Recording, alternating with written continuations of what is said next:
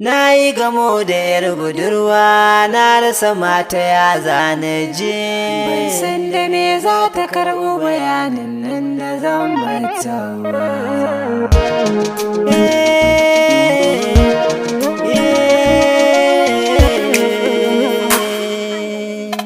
Kina ina ke yar budurwa, kina ina akwai magana.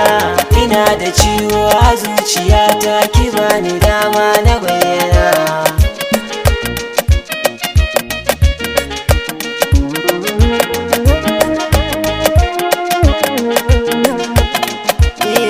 Wai kina ina ne, akwai bukatar na furta kalmar su a gare ki. Akwai bayanai da za na furta waɗanda za su saka ki shauki. Ina da tabbacin da kin bani lokaci za na zo gurinki, na furta dukkan abin da zai sa ki walwala cikin jikinki. So ne silar rayuwata, na zauna da ke cikon muradina.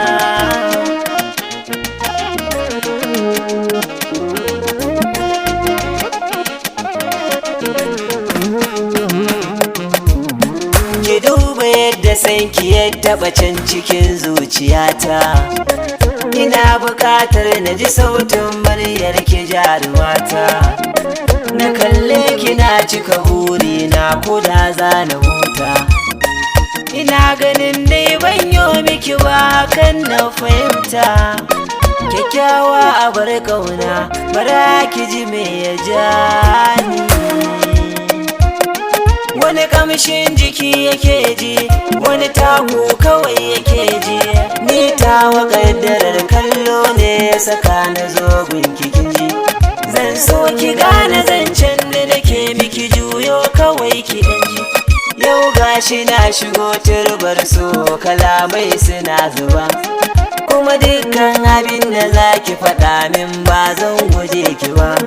Tausayi yana cikin dangin so, mahaɗinsa so ne gaba. Ki dubi zan cira,